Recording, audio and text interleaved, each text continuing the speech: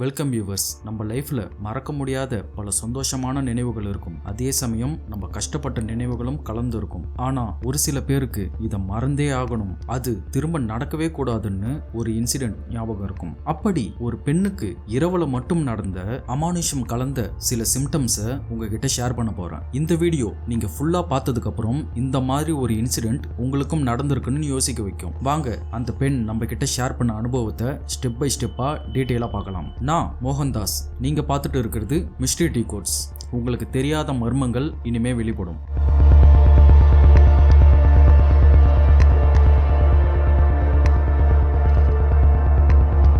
இது நடந்த அந்த பெண்ணோட பெயர் அனு. இவங்க தஞ்சாவூரை சேர்ந்தவங்க. அப்பா விவசாயம் பண்றாரு, அம்மா ஹவுஸ் ஒய்ஃபா இருக்காங்க. அதே சமயம் அம்மா அப்பாவுக்கு விவசாயத்துல கூட ஹெல்ப்பா இருந்திருக்காங்க. ரொம்ப நார்மலான ஃபேமிலி தான். அனு இவங்களுக்கு ஒரே ஒரு பொண்ணு, அதுவும் ரொம்ப செல்லமா வளர்த்துருக்காங்க. அப்பா அம்மா ரொம்ப கஷ்டப்பட்டாலும் அனுவை நல்லா படிக்க வச்சிருக்காங்க. அனுவுக்கு ரொம்ப பெரிய ஆம்பிஷன் எதுவும் இல்லை. படிச்ச ஏதோ ஒரு வேலைக்கு போகணும், அப்பா அம்மாவை நல்லா பாத்துக்கணும்னு நினைச்சிருக்காங்க. அதை விட அவங்க வேற எதுவும் பெருசா திங்க் பண்ணல. அப்போதான் அனுவுக்கு சென்னை ஐடி கம்பெனில இருந்து டேட்டா ப்ராசஸிங் ஜாப் ஆஃபர் வருது. வீட்டுல சொல்றாங்க, இந்த ஆஃபரை விட வேணாம், நான் சென்னை போறேன்னு. அப்பா அம்மா ரெண்டு பேரும் இதுக்கு ஒத்துக்கல. இந்த வேலை வேணாமா, அவ்வளோ தூரம்லாம் உன்னை தனியா அனுப்பிட்டு இருக்க முடியாது, சோ நீ வீட்டிலே இரு, நம்ம ஊர்ல அதுக்கேற்ற மாரி எந்த வேலை இருக்கோ அந்த வேலை பாருமான்னு சொல்றாங்க. ஆனா அனு எப்படியோ பேசி லாஸ்டா அவங்கள சம்மதிக்க வச்சிடறாங்க. அனு சென்னையில லேடிஸ் பிஜி ஹவுஸ்ல ஸ்டே பண்றாங்க. இந்த பிஜி ஹவுஸ்ல ஆல்ரெடி 10 பேர் இருக்காங்க. அனு ஆபீஸை சேர்ந்தவங்க 3 பேர், மீதி பேர் எல்லாம் வேற வேற ஆபீஸை சேர்ந்தவங்க. 24 மணி நேரமும் அவங்க பீச்சில கலகலன்னு இருக்கும். நான் ஸ்டாப்பா டிவி சவுண்டாவே இருக்குமாம். அங்க இருக்க லைட்ஸை கூட யாருமே ஆஃப் பண்ண மாட்டாங்களாம். டே ஷிஃப்ட் போறவங்க, நைட் ஷிஃப்ட் போறவங்க அப்படின்னு மாறி மாறி அந்த பிஜி ஹவுஸ் பிஸியாவே இருக்குமாம். அனுவுக்கு இதெல்லாம் புதுசு. ஸ்டார்டிங்ல இதெல்லாம் பார்க்கும்போது அவங்களுக்கு ரொம்ப ஃபன்னா இருந்திருக்கு, அதனால என்ஜாய் பண்ணிருக்காங்க. கொஞ்ச நாள் போக போக ஆபீஸ் பிரஷர், சரியா தூக்கம் இல்ல, இது எல்லாம் சேர்ந்து அவங்கள ரொம்ப டயர்ட் ஆக்கிருக்கு. அவங்க தனியா இருக்க கொஞ்சம் கூட ஸ்பேஸ் இல்ல. அம்மாவுக்கு கால் பண்ணி, அம்மா வீடு நான் தனியா ரெண்ட் எடுக்கலாம்னு இருக்கேன், நீங்களும் இங்க வந்து ஸ்டே பண்றீங்களான்னு கேக்குறாங்க. கொஞ்ச நாள் போகட்டுமா, நெல் அறுவடெல்லாம் முடிஞ்சதுக்கு அப்புறம் நான் அங்க வரேன், அது வரையும் நீ பீச்சிலே ஸ்டே பண்ணுன்னு அம்மா சொல்றாங்க. ஆனா அனு டிசைட் பண்ணிட்டாங்க, தனியா வீடு ரெண்ட் எடுத்தே ஆகணும்னு. அதுக்காக புரோக்கருக்கு கமிஷன் கொடுத்து இவங்க ஆபீஸ் வேளச்சேரியில இருக்கு, அதுக்கு பக்கத்திலேயே வீடு இருந்தா சொல்லுங்கன்னு சொல்லியிருக்காங்க. அந்த புரோக்கர் கிட்ட ரொம்ப பெரிய வீடெல்லாம் வேணாம், சின்னதா பட்ஜெட்ல ஒரு வீடு போதும்னு சொல்லியிருக்காங்க. அதே சமயம் ஆபீஸ் பக்கத்துலயும் இருக்கணும், ஏரியா அமைதியாவும் இருக்கணும். புரோக்கர் கூட சேர்ந்து அனு பல வீடு பார்த்திருக்காங்க. சில வீடு ரெண்ட் அதிகமா இருக்கு, அதனால இவங்க பட்ஜெட்டுக்கு செட் ஆகல. அப்போதான் இவங்களுக்கு ஒரு வீடு கிடைக்குது. இவங்க எதிர்பார்த்த அமைதியான தெருவுலையும் அதுக்கேத்த பட்ஜெட்லயும் சுத்தி மரங்களுக்கு நடுவுல தனியா அமைதியா இருந்திருக்கு அந்த வீடு. அந்த வீட்டுல இருந்து அனு ஆபீஸ்க்கு 15 நிமிஷத்திலே போயிடலாம். அதனால அந்த வீட்டையே ஓகே பண்ணிடுறாங்க. இது வரைக்கும் நீங்க கேட்டது பெருசா எந்த ஒரு அமானுஷமும் இல்லையேன்னு தோணலாம். ஆனா இந்த வீட்டால தான் அனுவுக்கு அடுத்தடுத்து மிகப்பெரிய ப்ராப்ளம்லாம் வரப்போகுது. ஸ்லோவா அவங்க லைஃபை டிஸ்டர்ப் பண்ற எக்ஸ்பீரியன்ஸ் இங்க இருந்து தான் ஸ்டார்ட் ஆச்சு. மறுநாள் அனு அம்மாவுக்கு கால் பண்ணி, அம்மா வீட்டை ஓகே பண்ணிட்டோமா, நாளைக்கு சாவி தரேன்னு சொல்லியிருக்காங்க, சாவி வாங்கிட்டு உங்களுக்கு கால் பண்றேன்னு சொல்றாங்க. அப்போ இவங்க புரோக்கர் கையில சாவி வாங்கும்போது அங்க இருந்த காக்கால கூட்டமா சேர்ந்து பயங்கரமா கத்த ஆரம்பிச்சிருக்கு. இதுக்கு முன்னாடி காக்கா இப்படி ஒன்னா சேர்ந்து கத்தனதை அனு பார்த்ததே இல்லைன்னு சொல்றாங்க. அந்த வீட்டு கதவை திறந்து உள்ள போகும்போது அனுவுக்கு ஏதோ ஸ்டேஞ்சான ஒரு ஃபீல் தெரிஞ்சிருக்கு. வீட்டுக்குள்ள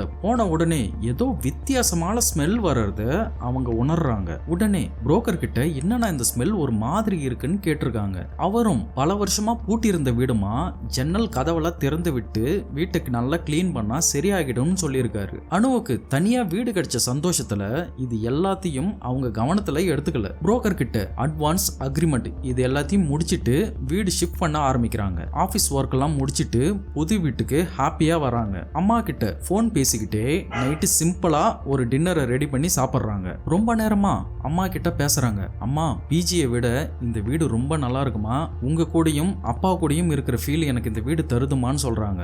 எல்லா அம்மாக்களை போலையும் அனுவோட அம்மாவும் எல்லா டோரையும் தூங்குறதுக்கு முன்னாடி லாக் பண்ணு, விண்டோஸ்ல எல்லாம் க்ளோஸ் பண்ணு, நைட்ல அனாவசியமா வெளியில போகாதன்னு அக்கறையா சொல்றாங்க.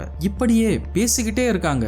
மணி 11 ஆகுது. நாளைக்கு ஆபீஸுக்கு போகணும், சீக்கிரம் போய் படுன்னு அம்மா கால் கட் பண்ணிட்டாங்க. அனுவும் வீட்ல இருந்த எல்லா லைட்ஸையும் ஆஃப் பண்ணிட்டு பெட்ரூமுக்கு போயிட்டு படுக்கிறாங்க. இவ்வளோ நாள் இல்லாத ஒரு நிசப்தமான அமைதியான தூக்கம் அனுவுக்கு அன்னைக்கு வருது. நல்லா ஆழ்ந்து தூங்கிட்டு இருக்காங்க. அப்போ திடீர்னு அவங்க பெட்டு பக்கத்துல யாரோ நடக்கிற மாதிரி ஒரு சவுண்டு கேக்குது. உடனே அனு கண் முழிக்கிறாங்க. அந்த சத்தம் சடனா ஸ்டாப் ஆகுது. இவங்களும் அதை பெருசா எடுத்துக்கல, திரும்ப தூங்க ஆரம்பிச்சிடுறாங்க. இப்போதான் ஸ்டேஞ்சா ஒண்ணு அங்க நடக்குது. அனு போத்திருந்த பெட்ஷீட்டை அவங்க கால் கிட்ட இருந்து யாரோ இழுத்த மாதிரி ஒரு ஃபீல். சடனா தூக்கத்துல இருந்து எழுந்த அவங்க ஹார்ட் பீட் ஸ்டாப் ஆகிற அளவுக்கு ஃப்ரீஸ் ஆகிட்டாங்க. உடனே பக்கத்துல இருந்த லைட்ஸ் ஆன் பண்ணி பாக்குறாங்க. அங்க யாருமே இல்ல. பூட்டின கதவெல்லாம் பூட்டின மாதிரியே இருக்கு. விண்டோஸ் எல்லாம் சாத்தியே இருக்கு. அப்போ டைம் சரியா 2:17. ஃபர்ஸ்ட் டே, புது இடம், ஓவரா திங்க் பண்ண வேணாம்னு விட்டுறாங்க. மறுநாள் காலையில அலாரம் அடிக்குது. டெய்லி ரொட்டீனை ஸ்டார்ட் பண்ண ஆரம்பிக்கிறாங்க. அங்க இருந்து கண்ணாடி முன்னாடி போயிட்டு ஃபேஸ் வாஷ் பண்ணிட்டு கிச்சன்ல போயிட்டு காஃபி போட ஆரம்பிக்கிறாங்க. காஃபி போட்டு குடிக்கும்போது அதோட ஸ்மெல்லையும் டேஸ்டையும் அவங்களால உணர முடியல. சரி, ஏதோ கோல்டு ப்ராப்ளம். வீடு கிளீன் பண்ணும்போது ஏதோ டஸ்டால இருக்கும்னு விட்டுட்டாங்க. அடுத்து லஞ்ச் ரெடி பண்றாங்க.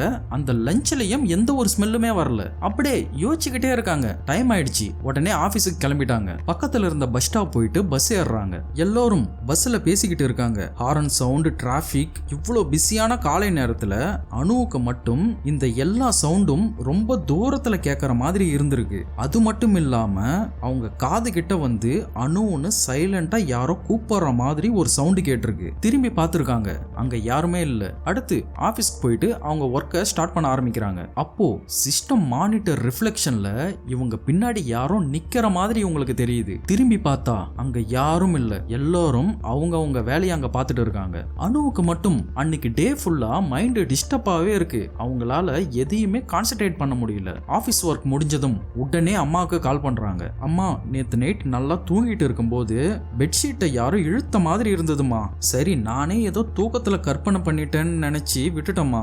ஆனா இன்னைக்கு காலையில இருந்து சம்பந்தம் இல்லாம ஏதோ என்ன பயமுறுத்துற மாதிரியே இருக்குமான்னு சொல்லியிருக்காங்க. அனுவோட அம்மா, இதுக்கு தான் நான் அப்பவே சொன்னேன், தனி வீடெல்லாம் வேணாம், ஒழுங்கா பீச்சில அட்ஜஸ்ட் பண்ணி இருன்னு. சொல்றத எங்க கேட்கற? அதெல்லாம் ஒண்ணு இல்லானோ, நம்ம குலசாமிய வேண்டிக்கோ, உனக்கு நல்ல தெம்பு வரும்னு சொல்லியிருக்காங்க. அனுவும் அம்மா சொன்னதை கேட்டு எல்லாம் ஸ்ட்ரெஸ் தான் நினைச்சு மனதைரியத்தை வர வச்சுக்கிறாங்க.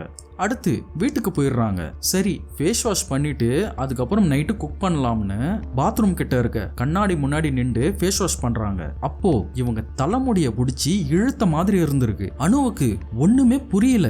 இவங்க கை கால்லாம் சடனா நடுங்க ஆரம்பிச்சிடுச்சு. அந்த கண்ணாடிய பார்த்துக்கிட்டே இருக்காங்க, பின்னாடி யாராவது நிக்கிறாங்களான்னு. ஒன்னு சொல்லுங்க, இந்த சிச்சுவேஷன்ல நம்ம இருந்திருந்தா எப்படி ஃபீல் ஆகியிருக்கும்? ஆனா அனு இந்த இன்சிடென்ட்டையும் ஏதோ ட்ரெஸ்ல தெரியாம மாட்டிருக்குன்னு நினைச்சு ரிலாக்ஸ் ஆகிட்டாங்க. அடுத்து நைட்டு கிச்சன்ல டின்னர்லாம் செஞ்சு முடிச்சு சாப்பிட்டு வீட்டு கதவு ஜன்னல் எல்லாத்தையும் லாக் பண்ணிட்டு அவங்க ரூம்ல போய் ரிலாக்ஸா படுக்கிறாங்க.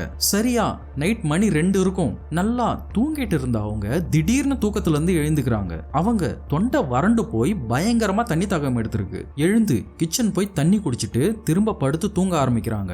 அப்போ ஹால்ல இருந்து யாரோ அழற மாதிரி சவுண்ட் கேட்டிருக்கு. இந்த சவுண்டை கேட்ட அனுவுக்கு அந்த சமயம் அவங்களோட இதயமே நின்ற மாதிரி இருந்ததுன்னு சொல்றாங்க. அந்த நைட் அனு விடிய விடிய தூங்காம போர்வைய இருக்க போத்திக்கிட்டு எப்போடா விடியும்னு எதிர்பார்த்துட்டு இருந்திருக்காங்க. ஆனா அந்த குரல் அனுவுக்கு விடியற வரைக்கும் கேட்டுட்டு இருந்திருக்கு. ஒரு வழியா சூரிய ஒளி ஜன்னல் வழியா வர்றத பார்த்த அனுவுக்கு அப்பதான் உயிரே வந்திருக்கு. அன்னைக்கு சண்டே என்றதால ஆபீஸ் லீவ். அனு உடனே குளிச்சு கிளம்பி பக்கத்துல இருந்த கோவிலுக்கு போறாங்க.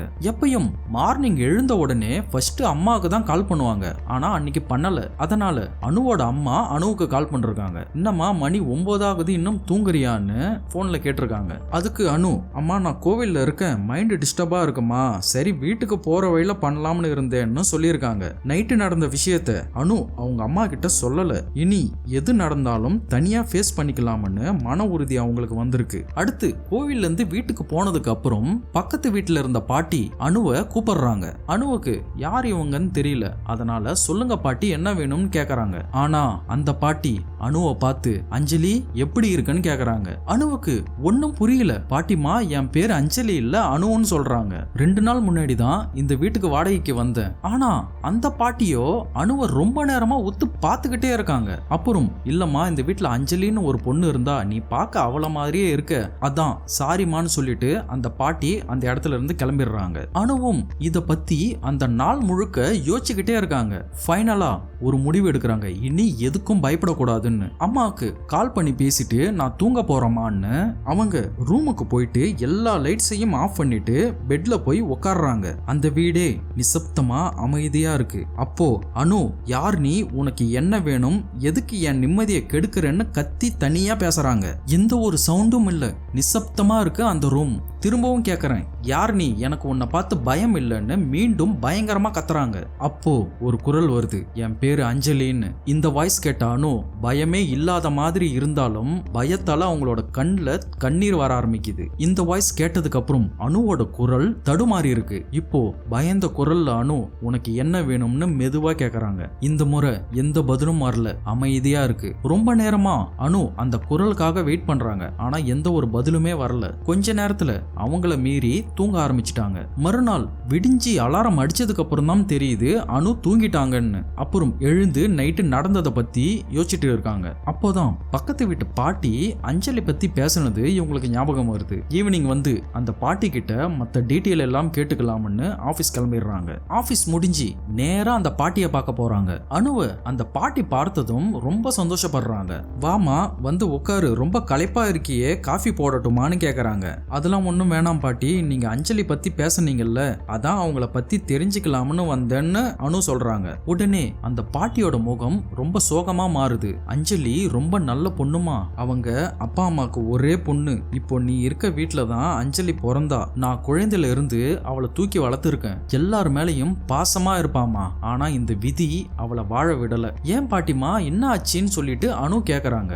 20-25 வருஷத்துக்கு முன்னாடி இப்போ நீ இருக்க வீடு ஒரு சின்ன ஓட்டு வீடு தான். நைட்டு இருக்கும், நல்லா தூங்கிட்டு இருந்தேன். திடீர்னு ஏதோ பெரிய பட்டாசு வெடிச்ச சத்தம் கேட்டது. எங்க வீட்டுக்காரு வெளியில போய் பார்த்தாரு. அங்க அஞ்சலியோட வீடு தீ பிடிச்சு எரிஞ்சுக்கிட்டு இருந்துச்சு. தெருவுல இருந்த எல்லா ஜனமும் எவ்வளோ தீ அணைக்க முயற்சி பண்ணமா, ஆனா எங்களால ஒன்னும் பண்ண முடியல. உள்ள இருந்த 3 உயிரும் கருகி போச்சு. சிரிச்ச முகத்தோடு தூங்க போறேன்னு சொல்லிட்டு போன அஞ்சலி கறிக்கட்டையா வெளியில கொண்டு வந்தாங்கம்மா. இதை தெரிஞ்சுக்கிட்ட அனு அஞ்சலிக்காக கண் கலங்கிருக்காங்க. அப்புறம் பாட்டி அஞ்சலியோட பழைய போட்டோ இருக்கு, பாக்குறியாமான்னு அனு கிட்ட கேக்குறாங்க. அனுவுக்கு ரொம்ப ஆர்வமா இருக்கு. அதனால காமிங்க பாட்டின்னு அந்த போட்டோவை பார்த்து உறைஞ்சு போறாங்க. ஏன்னா அனுவோட காப்பி பேஸ்ட் மாதிரி இருக்காங்க அஞ்சலி. கண்ணாடி முன்னாடி அனு அவங்களே பாக்குற மாதிரி இருக்கு அஞ்சலியோட உருவம். அனுவுக்கு இது மட்டும் ஷாக் இல்ல, அனுவும் அஞ்சலியும் ஒரே டேட் ஆஃப் பர்த். இது எல்லாத்தையுமே பார்த்த அனு பயங்கரமா குழம்பி போறாங்க. அடுத்து என்ன செய்யறதுன்னு தெரியாம திகைச்சு போயிருக்காங்க. அடுத்த நாள்ல இருந்து அனு அவங்களாவே இல்ல. அவங்களோட ஹாபிட் எல்லாம் கொஞ்சம் கொஞ்சமா மாறி இருக்கு. ஹேண்ட் ரைட்டிங் அவங்கள மாதிரி இல்ல, ட்ரெஸ்ஸிங் ஸ்டைல் இது எல்லாமே மாறி இருக்கு. சில நேரம் கண்ணாடியில அவங்க முகத்தை பார்க்கும்போது இது நான் தானான்னு தோன்ற அளவுக்கு குழம்பி போயிருக்காங்க. இப்படியே போனா சரி வராதுன்னு சைக்காலஜி டாக்டர் கிட்ட கவுன்சிலிங் எடுத்துக்கிறாங்க. மீண்டும் அன்னைக்கு ராத்திரி அனுவுக்கு அந்த குரல் கேக்குது. அனு நீ தான் நான், என்ன மறந்துராதன்னு அந்த குரல் சொல்லுது. உடனே அனு கத்தி கேட்டிருக்காங்க, எப்படி நீ தான் நான் சொல்ற, உங்ககிட்ட என்ன ஆதாரம் இருக்குன்னு. அந்த குரல், நான் பிறக்கும் போது என் முதுகுக்கு பின்னாடி ஒரு பெரிய மச்சம் இருக்கும். உடனே அனு கண்ணாடியில போயிட்டு செக் பண்றாங்க. அதே பர்த் மார்க் அனுவுக்கும் இருக்கு. மறுபடியும் அந்த குரல், என்ன மறந்துராத அனு, எனக்கு கிடைக்காத சந்தோஷமான லைஃப் உனக்கு கிடைக்கட்டும், நான் உன்னை பயமுறுத்த நினைக்கல, என்ன மன்னிச்சிடுன்னு அந்த குரல் சொல்லியிருக்கு. அதுக்கு அடுத்த நாள்ல இருந்து அனுவுக்கு அஞ்சலி பத்தின எந்த ஒரு சிம்டம்ஸுமே தெரிய வரல. அப்படியே நாட்கள் போது அனுவும் எப்பயும் போல ஒரு நார்மலான லைஃபை வாழ ஆரம்பிக்கிறாங்க. இந்த வீடியோ முழுசா கேட்டிருந்தீங்கன்னா ஃபர்ஸ்ட் ஆஃப் ஆல் உங்க எல்லாருக்கும் நன்றி. ஏன்னா இது அனு அவங்க லைஃப்ல நடந்த அனுபவத்தை நம்ம புரிஞ்சுக்க ட்ரை பண்ற மூமெண்ட். இதே நாளைக்கு நம்ம லைஃப்ல நடக்காதுன்னு என்ன கேரண்டி இருக்கு? நம்மளை சுற்றி சாதாரண வாழ்க்கைக்குள்ள எவ்வளவு அமானுஷ்யமான விஷயங்கள் நடக்குதுன்னு காட்டதான் இந்த வீடியோ மூலியமா உங்ககிட்ட ஷேர் பண்றேன். இந்த மாதிரி லைஃபோட டார்க் சைடு எக்ஸ்பீரியன்ஸை தெரிஞ்சுக்கணும்னா மறக்காம சப்ஸ்கிரைப் பண்ணுங்க. நெக்ஸ்ட் வீடியோல இன்னொரு அனுபவத்தோட மீட் பண்ணுவோம்.